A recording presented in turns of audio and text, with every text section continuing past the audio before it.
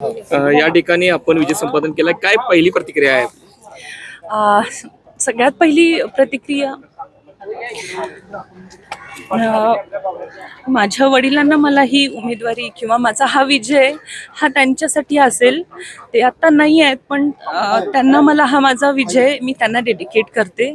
आणि आदरणीय शाहू महाराज व आदरणीय बंटी साहेब, आदरणीय लाटकर साहेब यांच्या सगळ्यांच्या सहकार्याने साहेब आहेत.